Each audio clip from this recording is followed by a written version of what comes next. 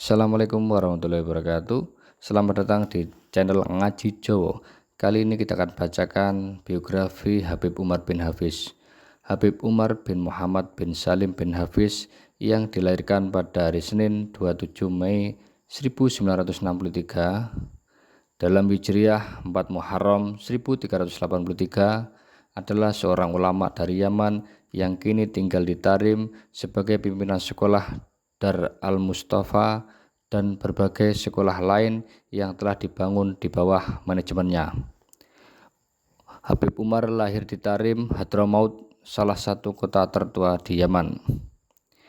Ia adalah anak dari Muhammad, anak dari Salim, anak dari Hafiz, anak dari Abdullah, anak dari Abi Bakar, anak dari Aidarus, anak dari Al-Husain, anak dari Syekh Abi Bakar, anak dari Salim, anak dari Abdullah, anak dari Abdul Ar-Rahmah, anak dari Abdullah, anak dari Syekh Abdul Ar-Rahman As-Sakaf, anak dari Muhammad Maula Al-Dawila, anak dari Ali, anak dari Alawi, anak dari Al-Faqih Al-Muqaddam Muhammad, anak dari Ali, anak dari Muhammad Sohib Al-Mirbad, anak dari Ali Khali Kasam, anak dari Alawi, anak dari Muhammad, anak dari Alawi, anak dari Ubaidillah,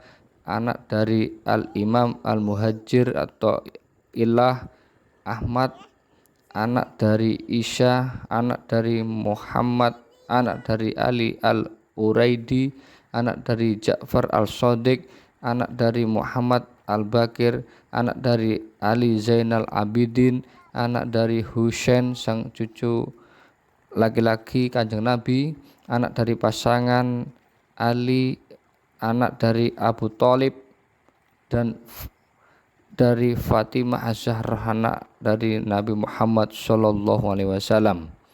Umar mampu menghafal Al-Quran sejak kecil dan juga menghafal berbagai teks inti dalam fikih, hadis, bahasa Arab, dan berbagai ilmu-ilmu keagamaan yang membuatnya termasuk dalam lingkaran keilmuan yang beraliran sama dengan banyak ulama-ulama tradisional seperti Muhammad bin Alawi bin Syihab dan Al-Syekh Fadil Bafadil serta para ulama lain yang mengajar di Ribat Tarim.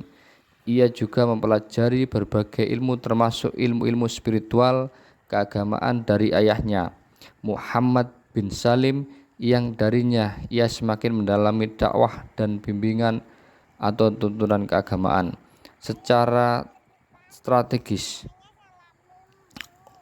Ketika Umar sedang menemani ayahnya untuk sholat Jumat, ayahnya diculik oleh golongan komunis dan ia sendirian pulang ke rumahnya dengan masih membawa syal milik ayahnya. Dan sejak saat itu ayahnya tidak pernah lagi terlihat. Ini menyebabkan Umar menganggap bahwa tanggung jawab untuk meneruskan pekerjaan yang dilakukan ayahnya dalam bidang dakwah harus dilanjutkan. Sejak saat itu, ia mulai mengumpulkan orang-orang dan membentuk majelis-majelis dakwah, perjuangan dan usahanya yang keras demi melanjutkan pekerjaan ayahnya mulai membuahkan hasil. Kelas-kelas mulai dibuka bagi anak muda maupun orang tua di masjid-masjid setempat yang kini di sana ia ditawarkan berbagai kesempatan untuk menghafal Al-Quran dan untuk belajar ilmu tradisional.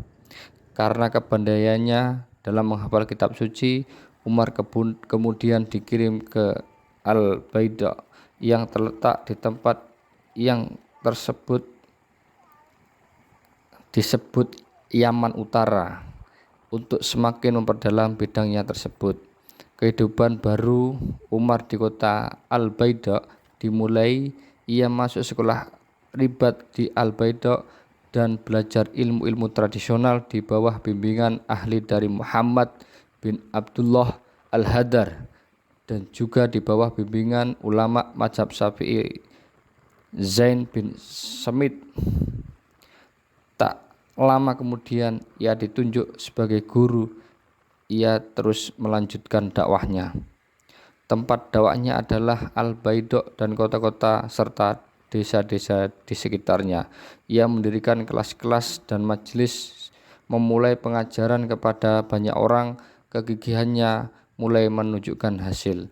Banyak pemuda yang tertarik terhadap dakwahnya, terutama para pemuda yang sebelumnya tidak pernah mendapatkan pengajaran seperti ini. Banyak dari mereka yang hidup dengan identitas baru sebagai orang Muslim, mengenakan serban atau selendang Islam dan meningkatkan keimanan. Umar sempat berhaji dan mengunjungi makam Nabi Muhammad SAW di Madinah. Dalam perjalanannya ke Hijaz, ia diberi kesempatan untuk mempelajari beberapa kitab dari para ulama di sana, terutama dari Abdul Qadir bin Ahmad As-Saqaf yang akhirnya menjadikan Umar sebagai murid favoritnya. Ia juga menerima ilmu dan bimbingan dari dua tokoh lain di Hijaz, yakni Ahmad Mansur Al-Haddad dan Atos Al-Habsyi. Kepopuleran dan ketenaran yang didapat oleh Umar itu tidak mengurangi usaha pengajarannya. Bahkan sebaliknya, ini memperkuat tujuan utamanya sebagai tokoh spiritual.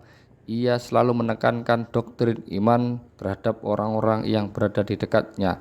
Kedekatannya dengan pengikut-pengikutnya membuat namanya semakin populer hingga ke berbagai belahan dunia lainnya. Negara Oman menjadi fase berikutnya dalam pergerakan menuju pembaruan abad ke-15 setelah menyambut baik undangan dari sekelompok muslim yang ingin belajar kepadanya. Ia meninggalkan tanah kelahirannya dan tidak kembali hingga beberapa tahun kemudian.